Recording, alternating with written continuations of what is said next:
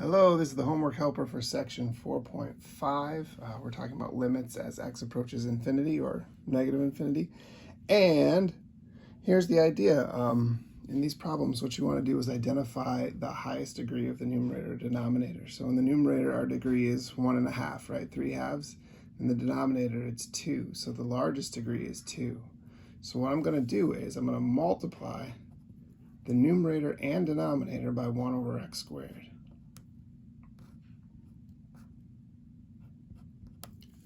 And this is going to give me the limit as x approaches infinity of, if you reduce these, you'll get 7 over x to the 1/2 over, and if you multiply this through to both, the x squareds here cancel, so you'd get 8 plus 9 over x squared.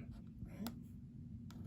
Okay, now we've got a theorem in this section that says if you've got a constant over x to an exponent like this, and x is approaching infinity or negative infinity, then that term will approach 0. So that whole thing goes to 0. Similar with this one.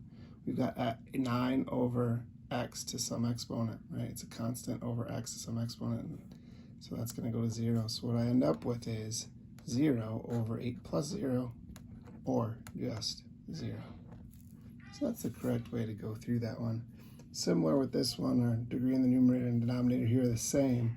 So I'm going to multiply by 1 over x to the 3/2 in the numerator and denominator. That's the largest one I see. In the numerator, here, that just gives me 7. In the denominator, when I multiply this by this term, the x to the 3/2 cancel out and I just get 8. But with the 9, I get 9 over x to the 3/2. And again, just like in the previous one, this is going to go to 0. So I end up with 7 over 8 plus 0, or just 7 over 8. Last but not least, remember that this square root of x is just like an x to the 1/2. So again, the largest is x to the 3/2. So I'm multiplying that by that in the numerator and denominator. In the numerator, again, I just get 7.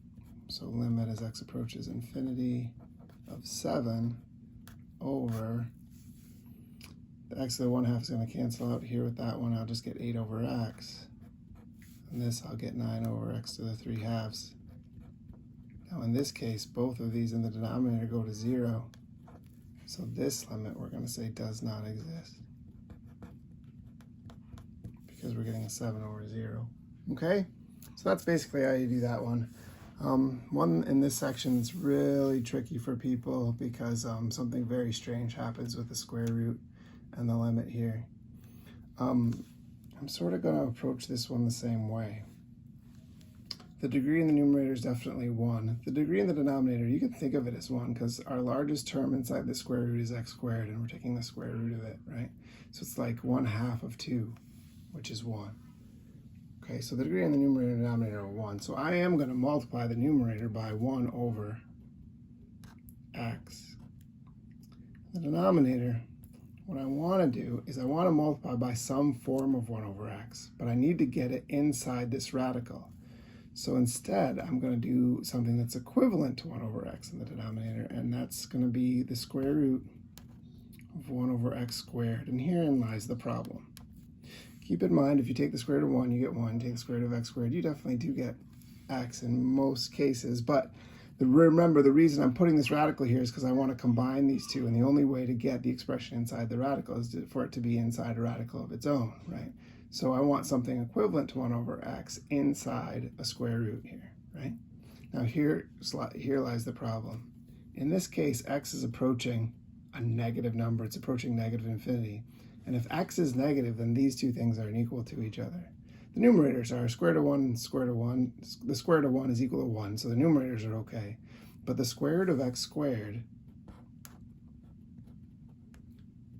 is not equal to x in this case because x is negative, right? If I write just the square root of x squared here is equal to x, this is assuming that x is bigger than or equal to 0. In other words, this statement is true if x is positive or 0, but it's not true if x is negative, right? Because if this is a negative number, the square root of x squared will be positive. So these won't be equal to anymore. So what you want to say is that negative square root of x squared is equal to x in cases where x is less than 0, right? This will definitely be true. Okay, so this being the case, these two things aren't equal to each other because x is negative, so I'm going to throw a negative sign in here to make them be equal.